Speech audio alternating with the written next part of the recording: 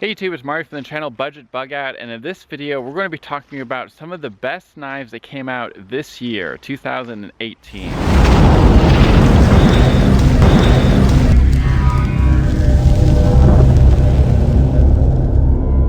Hey guys, thanks for watching and welcome back. So like I said at the beginning of this video, these are all knives that came out this year. The first half of this video are going to be folding knives, and then the last half are going to be fixed bladed knives. And most of these knives are also very budget friendly and affordable, and there are a couple of them that you might have to save up a little bit in order to buy them, but all of them are well worth it. Trust me, I've received and reviewed a lot more knives this year than are on this list. So without further ado, let's go ahead and dive in to what I believe the best knives are that came out in 2018. First up, we have from KBAR. This is the model and I'll annotate it. Sorry, I don't remember the name of it.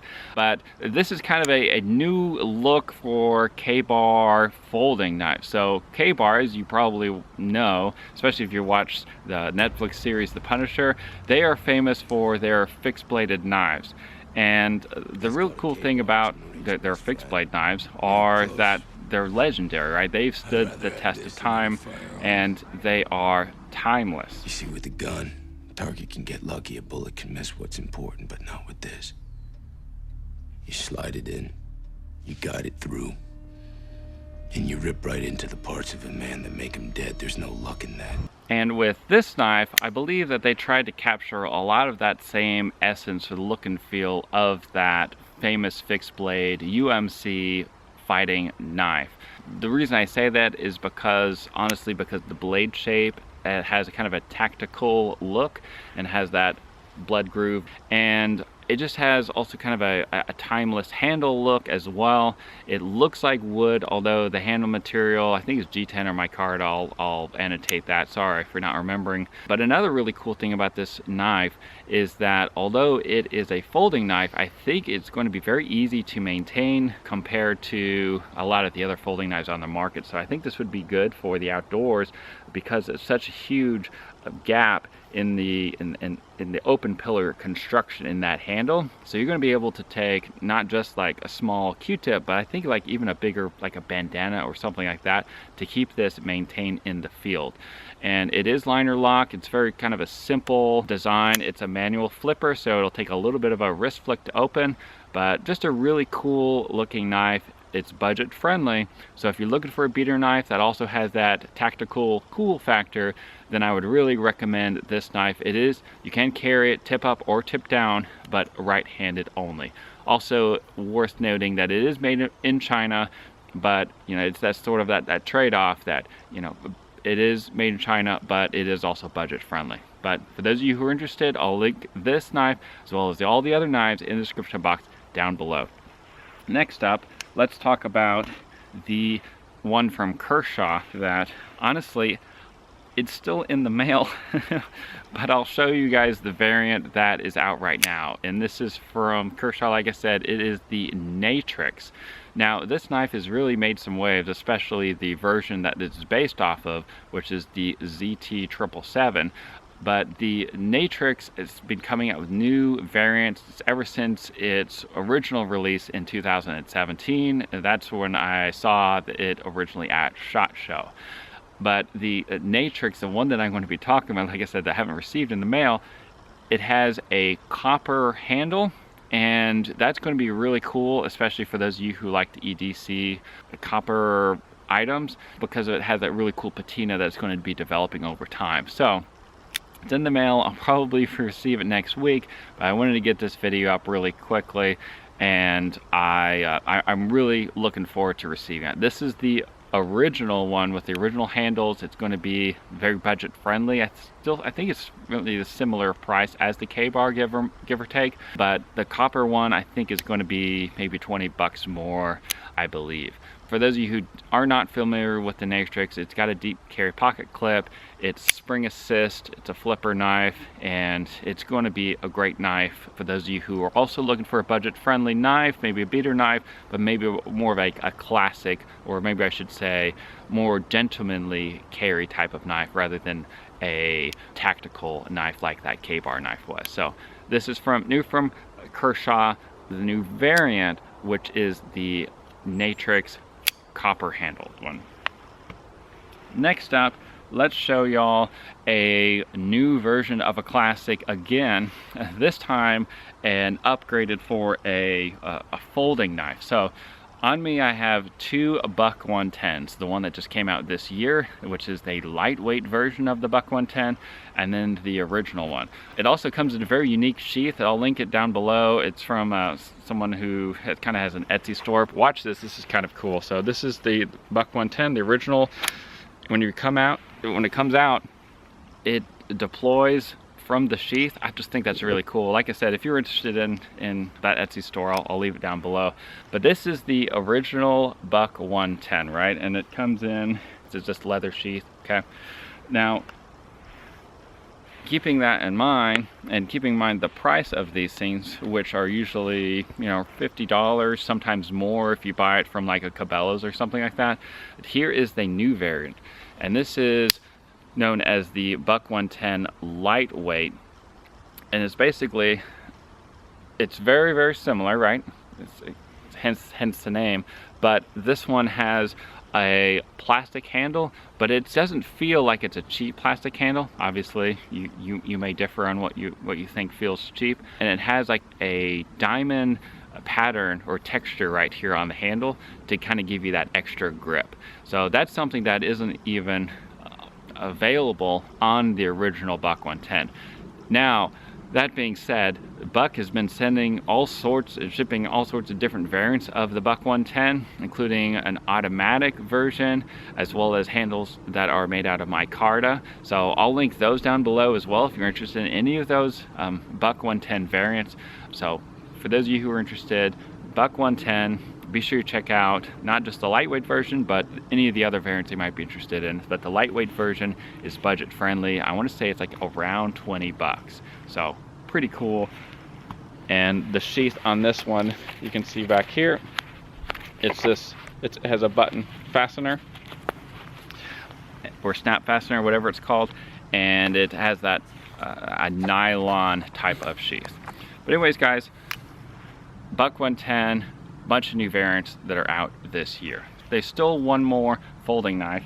Now, this one is not going to be budget friendly, but honestly, this is one of the best benchmains that I've seen in a long time, and that's saying something, right? But this one has a handle that is very rubberized, has a great texture to it. It is orange, so you're going to see it amongst foliage. And then the blade steel is S30V. Now, a couple other key items, other than, of course, that it has the spring assist, not a spring assist, but the access lock that everyone loves from Benchmade. So in addition to that, it also has jimping not only on at the base of the spine, but also has jimping near the tip of the blade to kind of give you even more controlled cutting. So I thought that was really cool. Another really cool thing about this is, like that KBAR I was talking about, it does have the open pillar construction, but you're not going to be able to, it's not as wide as the KBAR knife. So it's kind of as a cool design. It's going to be versatile, but most importantly, this is a very functional folding knife. So for those of you who you don't just carry knives just for the sake of showing off, and then you have a beater knife that you actually use, if you're looking for a functional higher end folding knife, then I would go with this one. And I say higher end, but it's not really that expensive, right? So that is the last of the folding knives. Now let's dive into the fixed blades. Alright guys, welcome back. So let's go ahead and dive into the fixed blades. I got my bag of blades right here, and let's see what I have inside. So the first one is one that just came out, I want to say last month, and this is from Mora. And this has a cork handle, and it's going to basically bob to the surface of the water if you drop it and it falls overboard. And also it has serrations over the entire knife, and it has a blunted tip. That way you're not poking it into, like if you got like a raft or something like that, something that's inflatable. And then that obviously the serrations are going to help you all a lot when you're fishing and cutting lines and stuff like that. So I thought that was pretty cool, and I'm going to be throwing this with my fishing supplies. This one is around $50, and this is from CRKT. This is spelled K-U-K, and I'm told in New Zealand there's a wrong way of pronouncing this, but I think it's pronounced kook because it's a kukri. So I really like this knife. This is going to be great for chopping the heads off of zombies. I really like this. This is designed by, what's his name, RMJ. It's RMJ Tactical Design. So instead of paying $200 or $300, now you have one for $50, manufactured by CRKT, obviously with more budget-friendly materials. But honestly, the design on this and the feel of this, and the handle material is very rubbery, it's very grippy. I really like it a lot. It's going to stay in your hand whenever you're in the zombie apocalypse. This is probably needs to be by your side. It has a great sheath. I have no problems with it whatsoever. And if you guys are interested in spending 50 bucks on a quality kukri, then I would say look no further than the RMJ design kook from CRKT. Moving along, last but certainly not the least is my favorite knife that has come out this year. Unfortunately, is a little bit more expensive. So the last one was $50. This one is $150. But I still think that, you know, you could probably swing this as a gift or something to that effect. This is the Tops Operator 7, and ever since I first saw this from watching other people's videos at SHOT Show, and then when I got my hands on it at Blade Show, I was obsessed. The sheath is great. It's Kydex. It locks in there really well, almost a little too well. That's my only critique, is it does too good of a job, but it does come out of the sheath when you want it to come out. And it has a dangler. There's a version of it, for those of you who don't like dangler, there's one that has a clip, but I prefer a dangler just because when you're sitting down, I just prefer to not, you know, affect what I'm doing. This blade is amazing. So it is very thick. So processing cardboard boxes with this, although it's extremely fun, it isn't as good as processing as other fixed blade knives, but man, is this fun to play with. The reason I like this knife so much is probably because of this guard right here. So guards, as y'all probably know, are designed for tactical knives so that if you were to use this in a piercing manner, your hand doesn't go forward. So you want your hand to stay on the handle. And it just looks cool. Doesn't it look cool?